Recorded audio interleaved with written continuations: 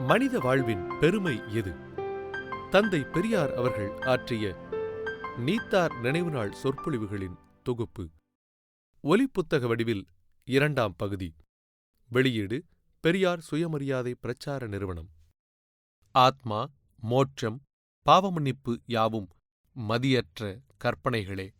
மறைந்த முன்னாள் சட்டமன்ற உறுப்பினர் மா.ப. சாரதி அவர்களின் தந்தையார் வேலூர் திரு கே. மாசிலாமணி அவர்கள் இயற்கை எய்தியதை முன்னிட்டு 29/1/1956 அன்று நீத்தார் நினைவு நாள் நிகழ்ச்சியின் போது தந்தை பெரியார் அவர்கள் ஆற்றிய சொற்பொழிவின் சுருக்கம். விடுதலையில் 1956ஆம் ஆண்டு பிப்ரவரி 20, 21, 22 ஆகிய நாட்களில் வெளிவந்திருக்கிறது. ஆத்மா என்று ஒன்று இருப்பதற்கே காரணமில்லை. கொஞ்சமும் பகுத்தறிவுக்கும் ஆராய்ச்சிக்கும் பொருத்தமற்றதாகும். ஆத்மா என்ற சொல்லை எடுத்துக்கொண்டால் அப்படிப்பட்ட சொல் தமிழில் கிடையாது. அதற்கேற்ற சரியான பொருள் கொண்ட வார்த்தை கூட தமிழில் இல்லை. ஆத்மா என்பது வடமொழிச் சொல். வடமொழியைத் தவிர வேறு எந்த மொழியிலும் ஆத்மா என்பதற்குச் சொல்லே கிடையாது.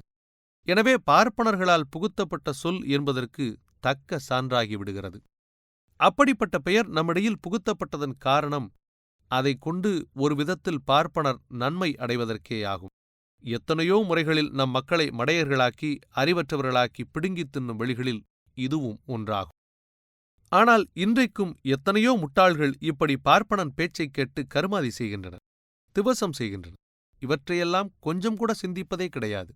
மனிதன் பொய் புரட்டு செய்யாமல் இருக்க வேண்டியது அவசியம். மனித சமுதாயத்தில் ஒற்றுமையான வாழ்க்கை வாழ மனிதனுக்கு சில நற்குணங்கள் தேவைதான். மற்ற ஜீவனைப் போன்று மனிதன் தனித்து வாழ முடியாதவன். சமுதாய வாழ்க்கையை அனுசரித்து வாழ வேண்டியது அவசியமாகிறது.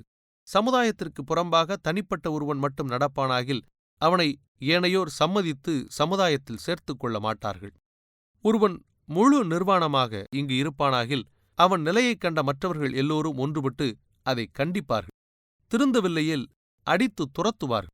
அம்மனிதன் தான் நிர்வாணமாகவே இருக்க வேண்டும் என்று விரும்புவானாகில் அவன் மனித சமுதாயத்துடன் ஒன்றுபட்டு இருக்க முடியாது. மனிதனே சஞ்சரிக்காத மறைவிடங்களில் இருக்கலாம். மனிதன் அல்லாத மற்ற ஜீவராசிகள் வாழும் காடுகளில் இருக்கலாம். எனவே மனிதன் சமுதாய வாழ்க்கையை விரும்புகிறான். அதை ஒட்டியே மனிதர்கள் யாவரும் வாழ்வது இயற்கையாகிவிட்டது.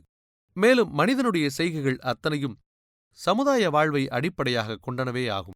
அதற்கென்றுதான் அவன் மேற்கொள்ளுகிற ஒவ்வொன்றும் தானாகவே போய்ச் சேருகிறது. இவனுடைய மனதுக்குள் தனக்கு என்று நினைத்துக் கொண்டு செய்தாலும் அது மற்றவர்க்கும் தான் போய்ச் சேருகிறது. சட்டி பானை செய்கிற குயவனின் பணி சமுதாய மக்களுக்கு எல்லாம் உபயோகப்படுகிறது. வீடு கட்டுபவன் சமுதாயத்திற்கு பயன்படுகிறான். மலக்கழிவு எடுப்பவனால் சமுதாயத்திற்கு நல்ல உதவி கிடைக்கிறது. இப்படி ஒருவன் முயற்சியின் பலன் மற்றவன் அடைகிறான். பல விதத்தில் ஒவ்வொருவருக்கும் உதவி செய்வதனால் மனிதர்கள் கூட்டு வாழ்க்கை கைக்கொண்டவர்களாக இருக்கிறார்கள். இப்படிப்பட்ட சமுதாயத்தில் ஒருவன் பொய் புரட்டு சொல்லாமல் இருக்க வேண்டியது அவசியம். நல்லொழுக்கத்துடனும் குற்றம் ஒன்றும் செய்யாமலும் இருப்பது அவசியம். அப்படி குற்றம் ஏதும் செய்யாமல் இருக்கும்படி பார்க்கவே அரசன் என்னும் பெயரால் ஒரு தலைவனை உண்டாக்கினார்கள். அவனுக்கு சகல உரிமைகளையும் கொடுத்து குற்றம் செய்தவனை தண்டிக்கும்படி செய்தார்கள். அரசனுக்கு தெரியாமல் செய்யும் குற்றங்களை தண்டிக்க யாராவது வேண்டும் என்பதற்காக கடவுள் என்ற சாதனத்தை உண்டாக்கினார். அதனால் எந்த குற்றம் செய்தாலும் கடவுள் பார்த்துக்கொண்டே இருந்து தண்டிப்பார் என்று அதற்கும் கட்டுக்கதைகளை ஏற்படுத்தினர். இப்படி உண்டாக்கப்பட்டவைகளுக்கு மனிதன் அடங்கி நடந்து வந்தான்.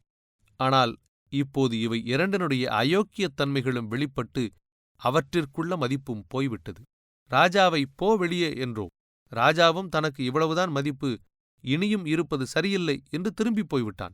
அது மட்டுமல்ல, இந்நாட்டிலே 600க்கு மேற்பட்ட குட்டி ராஜாக்கள் எல்லாம் மூலைக்கு மூலை இருந்தனர்.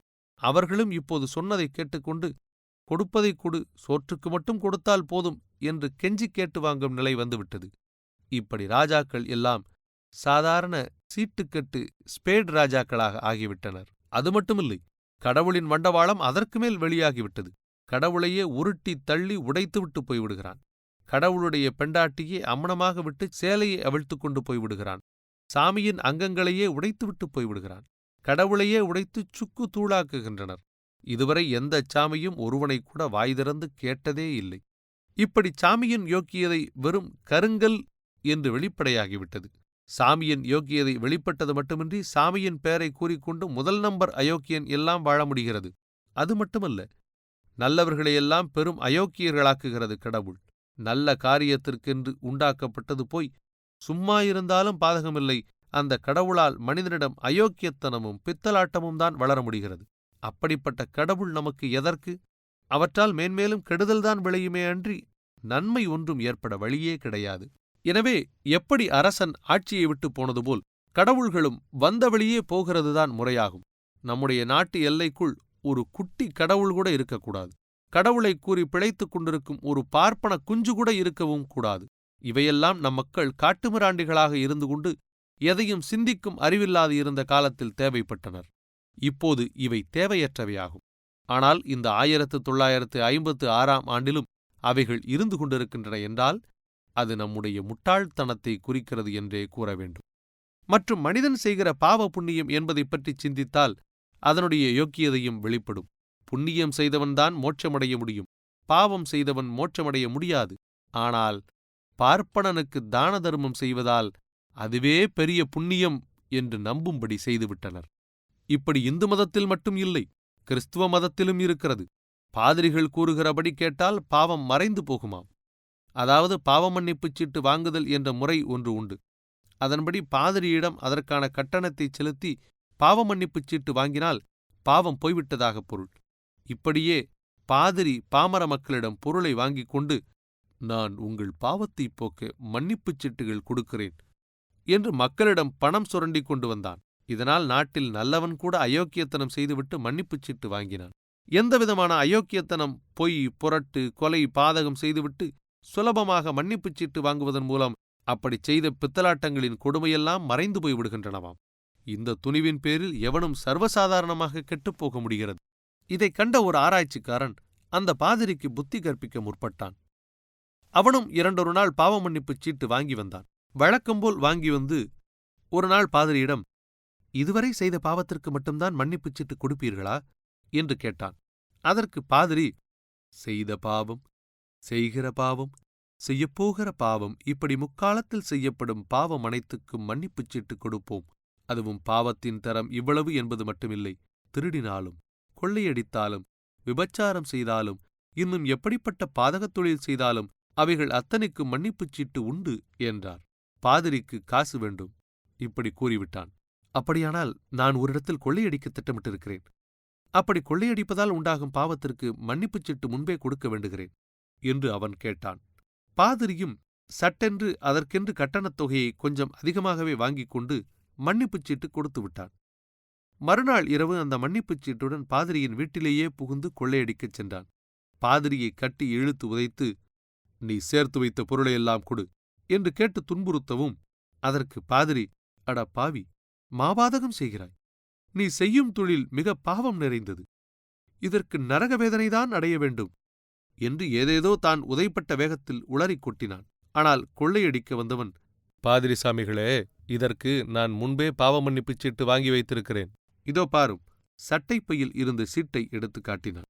உடனே பாதிரி, என்ன முட்டாள்தனமான காரியத்தை சிறிதும் யோசிக்காமல் செய்துவிட்டோம். நம்முடைய பித்தலாட்ட மூட்டையை அவிழ்த்து கொட்டிவிட்டானே. இச்செய்தி எங்கிலும் பரவினால் நம் கதி என்ன ஆகும் என்று பயந்து அந்த கொள்ளைக்காரனிடம், நீ இரவில் கொள்ளையடிக்க வந்தாய், நான் பகலில் கொள்ளையடிக்கிறேன், இதுதான் வித்தியாசம் என்று கூறி, நாம் இருவரும் நண்பர்களாக வேண்டும். இனி நான் இத்தொழிலை விட்டுவிடுகிறேன், என்னை மன்னித்துக்கொள் என்று வேண்டினானாம். அப்படி பாதிரிகளின் பித்தலாட்டம் வெளுத்தது. அது முதல் அப்படிப்பட்ட பாவ மன்னிப்புச் சீட்டைக் கொண்டே கிறிஸ்துவ மதத்தில் சீர்திருத்தம் செய்யப்பட்டது. ஒரு சிலர் திருந்தினார்கள், மற்றவர்கள் இன்னமும் முட்டாள்களாக இருக்கின்றனர். அதைப் போன்றுதான் இந்து மதத்தில் பாவம் செய்த மனிதனை மேல் உலகில் தண்டிக்கிறார்கள். கடவுள் செய்யும் வேலையை நம்முடைய போலீஸ்காரர்கள் செய்யும் வேலைக்கு ஒப்பிட்டுக் கூறலாம். யாராவது ஒருவன் சிறுநீர் கழிக்க உட்காருகிறான் என்பதை போலீஸ்காரன் பார்த்துக்கொண்டு சும்மா இருந்து விடுவான். உட்கார்ந்தவன் காரியத்தை முடித்துக்கொண்டு எழுந்திருக்கும் சமயம் பார்த்து போய் பிடித்துக் கொள்வான். முன்னாடியே பிடித்துக் கொண்டால், நான் உட்காரப் போனேன், ஆனால் சிறுநீர் கழிக்கவில்லையே என்று வழக்கு பேசுவான் அல்லவா? அதற்கு இடம் கொடுக்கக்கூடாது. ஆளை வசமாக பிடித்துக் கொண்டால்தான் காரியத்தை சாதிக்கலாம் என்பதற்காக இப்படி செய்வதுண்டு. இவற்றுக்கெல்லாம் காரணம், ஏதாவது அன்றைக்கு காஃபி சாப்பிட கிடைக்காதா என்பதற்கே ஆகும். அதற்கு குற்றம் செய்தவனும் கூடியவரை சமாளித்து பார்த்துவிட்டு வம்பில் மாட்டிக்கொள்ளாமல் இருந்தால் போதும் என்று ஒன்றுக்கு பாதியாவது கொடுத்து விடுவான். இப்படி இங்கு நடக்கிறதென்றால் நம்முடைய கடவுள்களும் அப்படி இருக்கின்றன. ஒருவன் பாவம் செய்யும்போது அந்த பாவத்தை செய்யாமல் இருக்க வேண்டிய முறையில் தடுக்காமல் பாவம் செய்வதை பார்த்து கொண்டே இருந்துவிட்டு அதன் பிறகு அவன் மேல்லோகம் சென்றவுடன் தண்டனை கொடுக்கிறதாம். பிறகு கடவுளுக்கும் மனிதனுக்கும் என்ன வித்தியாசம் இருக்கிறது? புழுகினாலும் பொருந்த புழுகவில்லையே என்பதைக் கண்டு பரிதாபப்படும் அளவில்தான் இருக்கிறது. மேலும் தோழர்களே, இன்றைக்கு நீத்தார் நினைவு நாள் என்ற பெயரில் இந்நிகழ்ச்சி நடைபெறுகிறது. இந்நிகழ்ச்சி கருமாதி என்ற பெயரால் பார்ப்பனர்களால் நடத்தப்படுகிறது. இன்றைக்கு பெரும்பான்மையினர் அம்முறைகளை பின்பற்றுவது நின்று போய்விட்டது. ஒரு சிலர் மட்டும் மற்றவர்களின் முக தாட்சியத்திற்கும் மற்றவன் நம்மை பரிகாசம் செய்வானே என்பதற்கும் இவனுடைய தகப்பன் செத்துப்போனதற்கு இவன் என்ன செய்தான் என்று தூற்றுவார்களே என்பதற்கும் அந்நிகழ்ச்சி செய்வது உண்டு. அந்நிகழ்ச்சி தங்கள் தரத்திற்கேற்ற வண்ணம் அதிக செலவு செய்து செய்வார்கள். கொழுத்த பணக்காரர்கள் ஆயிரக்கணக்கில் செலவு செய்வார்கள். மற்றும் சிலர் நூற்றுக்கணக்கில் செலவு செய்து செய்வார்கள். ஒன்றுமில்லாதவன் மற்றவனிடம் வட்டிக்கு வாங்கியாவது செய்து விடுவான். இப்படி இது ஏன் செய்கிறோம்? செய்வதால் பலன் என்ன, செய்யாவிட்டால் கெடுதல் என்ன என்பதை சிந்திக்காமலே அடுத்த வீட்டுக்காரன் ஏளனம் செய்வானே என்பதற்காகிலும் செய்வது உண்டு. இவையெல்லாம் தன் முன்னோர்களை திருப்திப்படுத்துவதற்கென்று எண்ணுவது மிகவும் முட்டாள்தனமாகும். அறிவுக்கும் ஆராய்ச்சிக்கும் பொருத்தமற்றதாகும். மனிதன் தன் வாழ்வில் புகழைத் தேடுவதற்கு விரும்புவது என்பது இயற்கையே ஆகும். புகழைத் தேடுவதற்கு விரும்பாதவன் ஒருவன் கூட இருக்க மாட்டான். ஒவ்வொருவனும் ஒவ்வொரு துறையில் முயற்சி செய்து புகழடைய விரும்புகிறான். ஒருவன் பணக்காரன் ஆகி அதன் மூலம் தன்னை மற்றவர்கள் லட்சாதிபதி, கோடீஸ்வரன் என்று புகழ வேண்டும் என்று விரும்பி அதற்காக எல்லையே இல்லாமல் பொருள் சேர்க்க விரும்புகிறான். வியாபாரத்தில் ஈடுபட்டவன் தன்னை மற்றவர்கள் பேசி புகழ வேண்டும் என்று விரும்பி வியாபாரத்துறையில் பெருக்குகிறான்.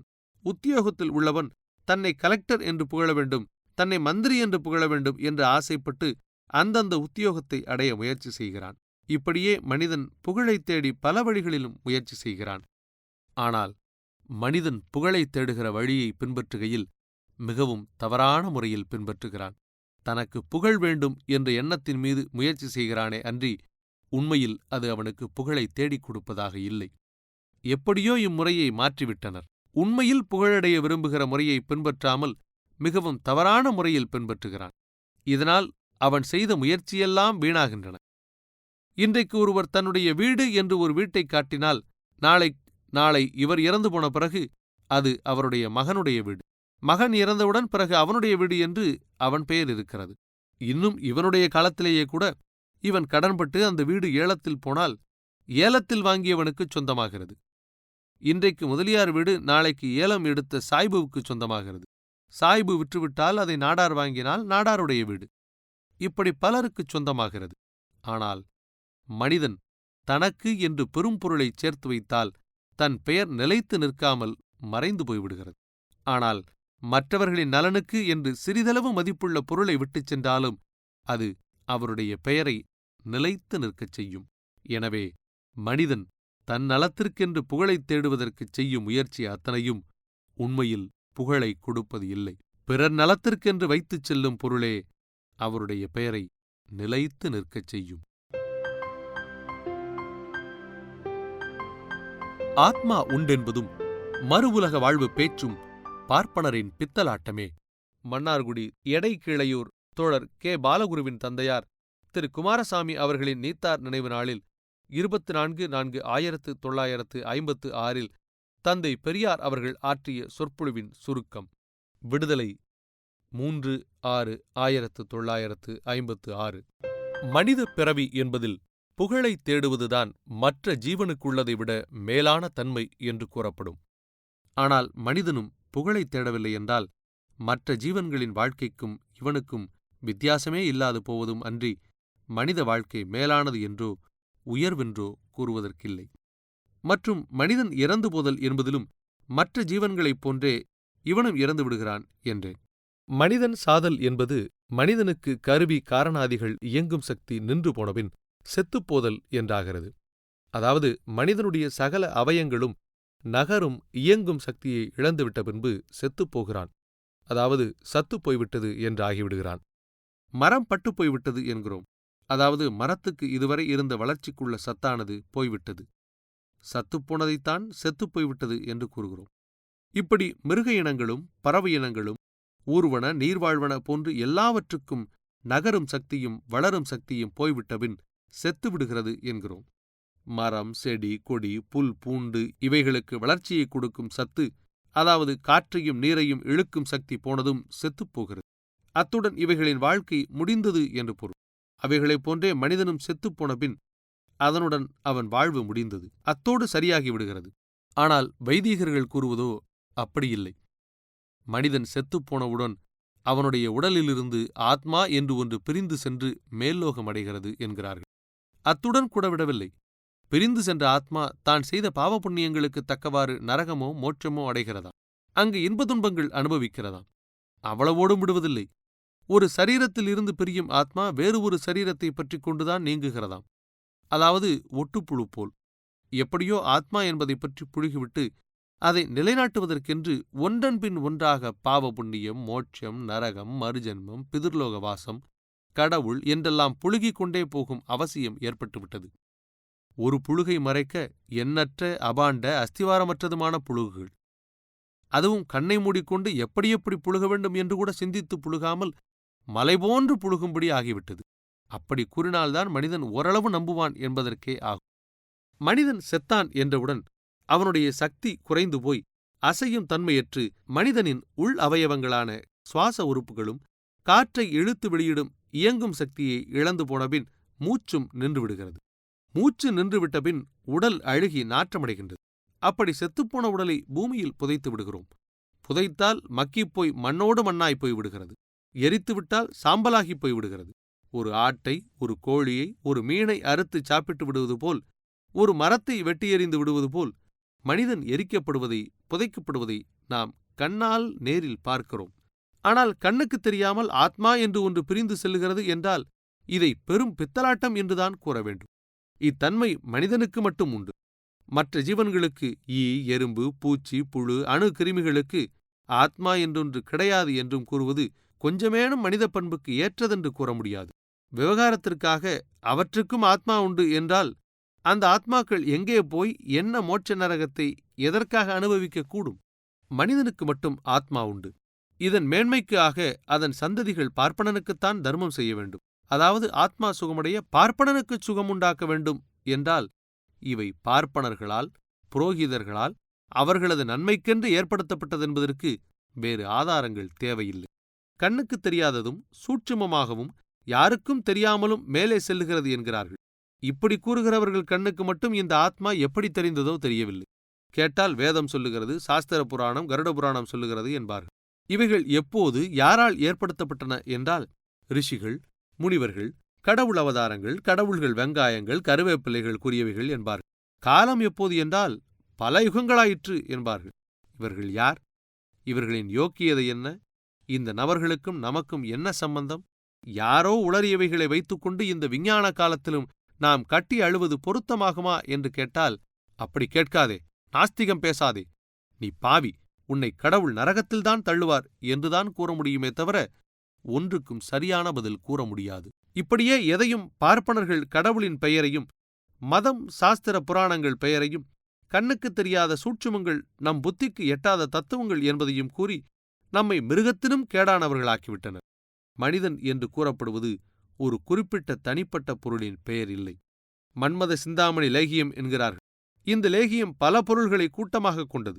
தாது விருத்தியை உண்டாக்கும் சத்துள்ள பொருள்கள் பலவற்றையும் அளவுடன் சேர்த்து பக்குவப்படுத்தப்பட்ட கூட்டுப்பொருள்தான் அந்த லேகியம். அதன் பிறகுதான் அதற்கு மன்மத சிந்தாமணி லேகியம் என்று பெயர் வந்தது. அதற்கு முன் சேர்க்கப்பட்ட பல பொருள்கள் ஒவ்வொன்றுக்கும் தனித்தனியே பெயர் உண்டு. மேஜை என்பதை எடுத்துக்கொண்டால் மேஜை என்ற சாமான் அப்படியே விளையக்கூடியது இல்லை. பல சாமான்களைச் சேர்த்து செய்யப்பட்டது மேஜை.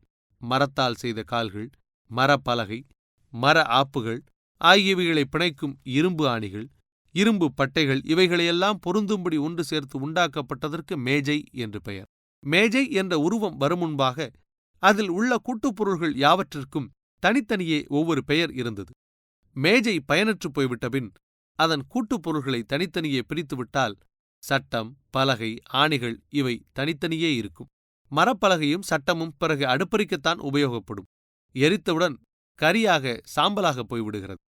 அதைப் போன்றே மனிதன் என்பது கற்பனை பெயர் கொண்ட கூட்டுப்பொருள்களைக் கொண்ட ஒரு உருவத் தோற்றமாகும். மனிதனை தொட்டுக் காட்டு என்றால் நீங்கள் எதை தொட்டுக் காட்டுவீர்கள்? கையை, காலை, தலை முதலியவற்றை தொட்டுக் காட்டினால் அதற்கு தனித்தனி பெயர்தான் கூறலாம். தொடுவதையெல்லாம் மனிதன் என்று கூற முடியாது. ஏனெனில் காலையோ மார்பையோ வயிற்றையோ தலையையோ ஏதாவது ஒன்றை தொட்டுக் காட்டினாலும் அதற்கு தனித்தனி பெயர் இருக்கிறது. மனிதன் என்பது தனிப்பட்ட ஒன்றின் பெயராக இருக்குமானால் அதை தொட்டுக் காட்டலாம். ஆனால் இத்தனை பெயர்களையும் கொண்ட உறுப்புகளை ஒன்று சேர்த்திருப்பது மனிதன் என்றிருக்க எப்படி மனிதனை தொட்டுக் காட்ட முடியும்? மேலும் இந்த அவயவங்களில் ஏதாவது ஒன்று அல்லது சில இல்லை என்றாலும் அவனை மனிதன் என்றுதான் கூறுகிறோம். ஒருவனுக்கு கையில்லை என்றால் அவனும் மனிதன்தான். ஒருவனுக்கு காலில்லை என்றாலும் அவனும் மனிதன்தான். ஆனால் மனிதன் என்ற பெயர் எப்போது மறைகிறதென்றால், ஒருவன் மூச்சு வாங்கி விடுவது நின்றுவிட்டதானால் மனிதன் என்ற பெயர் மாறி பிணம் என்ற பெயர் வருகிறது. அதன் பிறகும் அதைச் சுடும் வரை பிணம், சுட்டபின் சாம்பல் என்ற பெயர் வருகிறது. மீதியுள்ளவை எலும்புகள். அவைகளும் மண்ணுடன் மக்கிப்போன பின் எலும்பு மண்ணாகி விடுகிறது. மற்றும் மனிதனின் சுபாவம் என்ன என்று பார்த்தால், மற்ற ஜீவன்களுக்கு இல்லாத சுபாவம் கொண்டவனாக இருக்கிறான். நாய்க்கு ஆகிலும் நன்றி விசுவாசம் என்பது மிகுதியும் உண்டு. நன்றியை கொஞ்சம் கூட மறக்காமல் நாய் தன் எஜமானனிடம் விசுவாசத்துடன் இருக்கும். தன் எஜமான் தன்னை விட்டு வெளியில் சென்றுவிட்டு பிறகு வந்ததும் தன் நன்றியின் அறிகுறியாக எட்டி தாவி வாலை ஆட்டிக்கொண்டு துள்ளி குதித்து மேலே விழுந்து விளையாடுவதற்கு முயற்சிக்கும். மனிதனோ நாயைப்போல் நன்றி இயல்பு உடையவன் அல்ல. நாயை தன் எஜமான் எவ்வளவு அடித்தாலும் உதைத்தாலும் மறுநிமிடத்தில் அதே நாய் தன் எஜமானனிடம் அன்பு காட்டுவதை பார்க்கலாம். சோறு போடாவிட்டாலும் விசுவாசம் காட்டும். ஆனால் மனிதன் அப்படி அல்ல. என்ன நன்மை அடைந்தாலும் ஒரு தீமை நேர்ந்துவிட்டால் முன்பு அடைந்த நன்மைகளை மறந்து தீமையை மட்டும் எடுத்துக் கொள்வான். இது மனித ஜீவனின் சுபாவம் ஆகும். மனிதனுக்குச் சகலமும் சுயநலம், வியாபார முறை. மனிதனுக்கு துரோகம் என்பது இயல்பு. இப்படி மற்ற ஜீவன்களில் பூனையை எடுத்துக்கொண்டால் அதன் சுபாவப்படி மனிதன் எப்பொழுது ஏமாறுவான் அல்லது எப்போது இருட்டு ஆகும், அடுக்கில் அறையில் உள்ள பால் தயிர் பானையை உருட்டிவிட்டு ருசி பார்க்கலாம் என்று காத்துக் கொண்டிருக்கும். மற்றவரை ஏமாற்றும் சுபாவத்திலேயே கருத்துடன் இருக்கிறது. அதுபோல் மாத்திரமல்லாமல் மனிதனை மனிதன் குரோத கருத்திலும் துரோக கருத்திலும் கொல்வான், விஷமிடுவான், சாக தவம் கிடப்பான்.